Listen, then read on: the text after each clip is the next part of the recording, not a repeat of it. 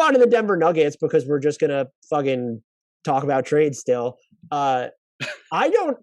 This feels like the most pointless episode, and I really hope people are enjoying it. I told Caitlin Cooper, if you haven't checked out our Pacers podcast that we put up on Friday afternoon, because that's how important that podcast was. You know, I hate publishing podcasts in the middle of the day on Friday. I don't even like putting them up on Friday morning, but I broke my cardinal rule because it was an important podcast. I told her, I don't know if it was on air. I was like, on air or not. I said, I feel really just immoral doing this, but the NBA is soldiering on, and what else are we supposed to do at this point? The Nuggets, anyway, they're in this weird spot because they need stuff, but I'm not giving them this all-in type of target. They are limited in what they can give up. Michael Porter Jr., Murray not going anywhere. You extend Aaron Gordon, you can move him, but he's not going anywhere. Jokic not going anywhere. But you also wouldn't make a big move this season with Michael Porter Jr. and Jamal Murray both potentially out for the rest of the year. So I just, in my head, I was like, they need wings or versatile guys who can preferably hit threes.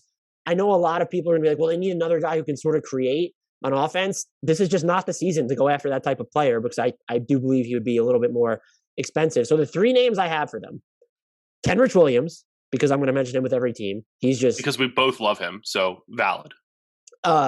Justin Holiday, someone who can defend a bunch of different wing spots, especially if you're going to play him in second units, hit threes. He's been sneaky valuable to the Pacers over the past few years. Just recently returned to their rotation, I believe, after being out for a minute. And then the other one, this is a deep cut. Yuta Watanabe might be the most positionless player in the NBA right now, if you've watched any of the Raptors. And he can kind of do a little bit of everything. Maybe nothing great enough to where you're like, we want to put the ball in his hands and see what kind of pick and roll mystique that he has on offense. But he can stretch the floor. He can play a bunch of different positions. I probably wouldn't put him at the small ball five, but he can defend basically anyone. He plays simultaneously smaller and bigger than he is. And I think he's like 6'9" or something around there, because every player on Toronto is between 6'7" and 6'9". And these players are cheap. I don't know what they cost when you look at their money. They're cheap is what I mean. I don't know what they cost in terms of assets. I can't even begin to build packages, but Denver does have, for a Justin Holiday, like JaMychal Green's matching salary in there. He makes more than Justin Holiday. Like, that's a good starting point. It's what do you attach to stuff like that? Kenrich Williams and Watanabe are so cheap, though, that it almost becomes problematic for the Nuggets because you're looking at Bol, and then it's, okay, how do we sweeten this for that team? You have to sweeten it that much, though?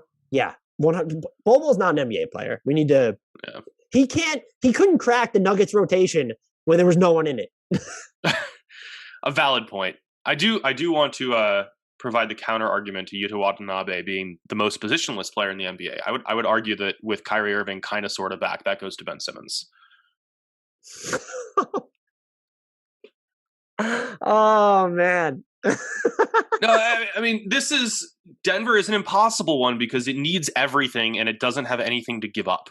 It could use a backup big too, which is why Kenrich Williams, I don't know if he's the best option as a backup five, but he can play some five. So it's fine. I mean, I tend to think with this Denver roster, it's just going to be in a wait and see approach mode, which sucks because this is a season that you want to be doing everything you can to maximize your chances of winning a championship around the best player in the world. And you just don't have the ability to do that right now because you don't know when Murray is coming back. Michael Porter Jr. is likely out for the entire season. Everyone else is either hurt or in the protocols right now, and you have no guarantees there. So it feels like Denver needs everything and has very little incentive to do anything right now. And also part of my agenda was I don't want to put anyone on the Nuggets that could theoretically usurp Bones Highland in the rotation. Which is totally valid. And I think your other agenda point is making sure you mention Justin Holiday for every single team. So kudos for continuing that trend. It's Kenrich Williams I guess him and Justin Holiday, but Kenrich Williams is going to come up a lot, I believe. Anyway, we'll see. No, I feel bad that we don't have like more in-depth analysis for Denver, but at the same time, like they're pretty frequently covered in every one of our mailbags. So sorry, Nuggets fans, just not going to get that much this time around because the situation doesn't call for it. I don't think this was shallow analysis. We might have just spent more time on them than we did the Mavericks. I don't think this is the season for them to go after the splashier names. It's just, if you told me Jamal Murray or Michael Porter Jr. was going to be back at some point this season, maybe you start looking into getting more aggressive, but they have to they can tweak. And I do definitely think they need to acquire a wing. PJ Dozier's absence is Mhm. is monstrous for them.